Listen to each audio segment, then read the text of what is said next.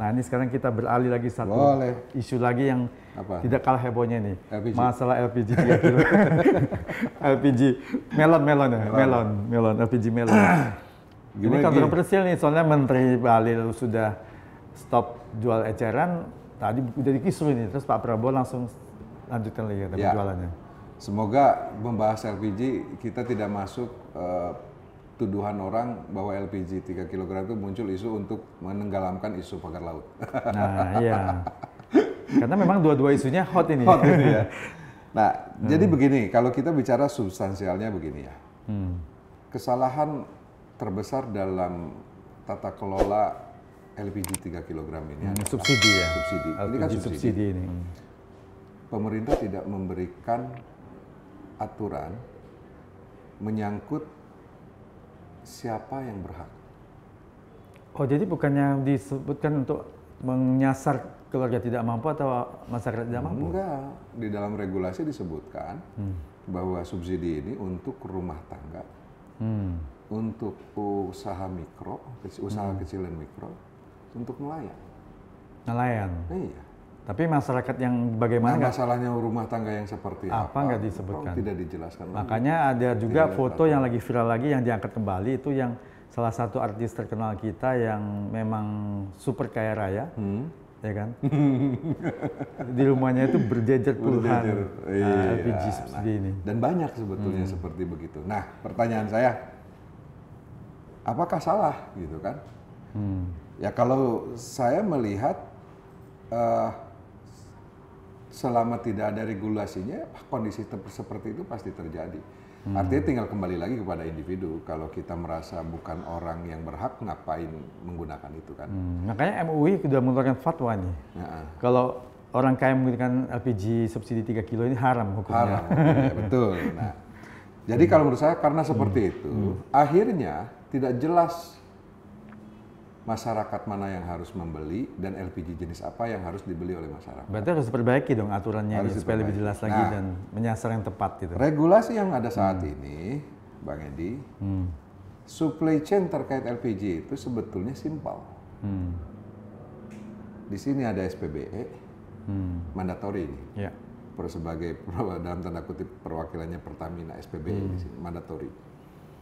Nah, stasiun pengisian bahan bakar LPG.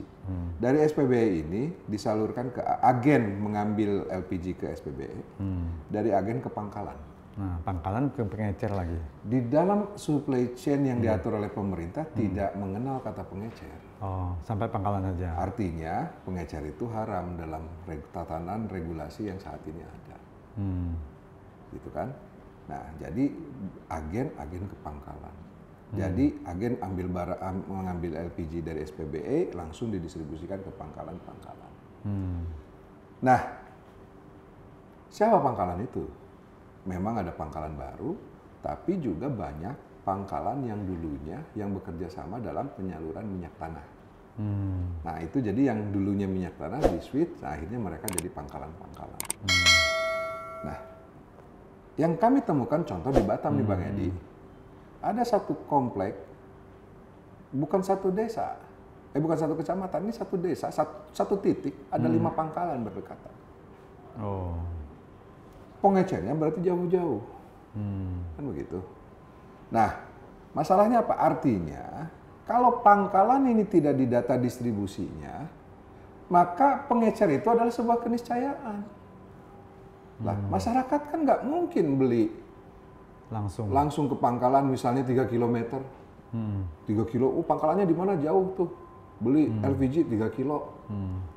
Ya kalau mereka misalnya punya uang bisa aja beli aja tabungnya 10, modalin berapa, terus sekali beli misalnya 3 kilo bisa pakai kendaraan kalau mereka punya. Tapi kalau masyarakat kecil kan nggak mungkin beli sampai jauh. Akhirnya muncul demand pengecer kan jadinya kan. Menjadi harga menjadi tinggi. Karena begitu banyak tangan. Pengecer, karena ini dalam tanda kutip si anak haram ini, gitu kan, pengecer ini, ya, dalam regulasi, agen nggak boleh dong kirim barang ke pengecer. Nah, jadi akhirnya pengecer itu dianggap sebagai rumah tangga yang membeli barangnya ke pangkalan. Baru dijual lagi ke teman-temannya atau nah, masyarakat pengecer setempat. ini akhirnya jalur lah. Nah, Ini kelemahan regulasi. Padahal pengecer itu membantu konsumen untuk mendapatkan akses. Ini yang mestinya ditata. Nah, artinya apa? Lembaganya dikuatkan dulu dan kita harus berterima kasih, negara, pemerintah harus berterima kasih kepada pengecer ini. Ya, untuk pemerataan distribusinya. Karena tanpa disuruh oleh pemerintah, mereka justru hadir untuk melayani masyarakat. Ya, karena dari segi bisnis juga ini. Iya. Bisnis jualan. Timbul kan pengecer juga harus untung kan. Ya. Nah, tapi kan Bang Edi coba secara matematika, Bang Edi kan pebisnis juga nih kan. Dia beli dari pangkalan. Di sini ada HET di pangkalan. Ya. Mungkin nggak si pengecer jual HET? Nggak mungkin. Nggak Dia kan mesti ada untung. Dia ada biaya untuk ngambil lagi transportasinya. Ini akhirnya ekses dampak kalau menurut saya. Dampak dari pengecer ini akhirnya HET tidak terjadi di masyarakat yang membeli di pengecer. Ini datanya kalau nggak salah harga dari Pertamina 12.750 per 3 kilo yang LPG subsidi. Nah ini sampai ke masyarakat ini udah harganya di atas 20.000, ada yang 22.000, bahkan ada yang 27.000. Nah ini kan jadi masalah. Mungkin apakah pemerintah harus memotong nih yang mana-mana tanah supaya langsung ke masyarakatnya bisa murah. Nah makanya kalau menurut saya yang harus ditata adalah tingkatkan institusi pengecer ini menjadi lembaga yang sah, bukan anak haram lagi. Bantu loh masyarakat sehingga legal.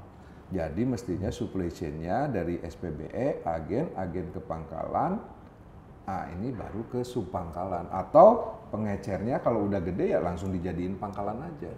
Harusnya atau langsung dipotong aja pangkalannya, langsung agennya langsung punya distribusi ke pengecer langsung aja supaya kalau nggak harganya kan jadi tinggi lagi, banyak tangan yang harus untung. Sebetulnya, ini kan semua struktur biaya ataupun margin yang terdistribusi di dalam supply chain ini semua mandatori juga semuanya. Contoh, ada maksimum berapa persen? Misalnya SPBE, dia sebagai stasiun dipatok keuntungannya 300 perak per kilo. Berapapun 300 perak SPBE ini stasiun. Agen, ada keuntungannya dipatok juga. Pangkalan, saya lupa lagi agen. Pangkalan bervariasi. Misalnya yang kami temukan tuh Rp800 per kilonya. Nah, jadi sebetulnya kalau ini ditata, keuntungan itu juga mandatori bisa terpantau. Sebenarnya kalau harganya itu harusnya tidak tinggi-tinggi amat. Nah, ya, coba anggap tadi kan dari SPBE kan untungnya 300. Pangkalan 800, kan baru 1.100. Tambah lagi pengecer berapa? Betul, belum tadi si itunya kan si agent.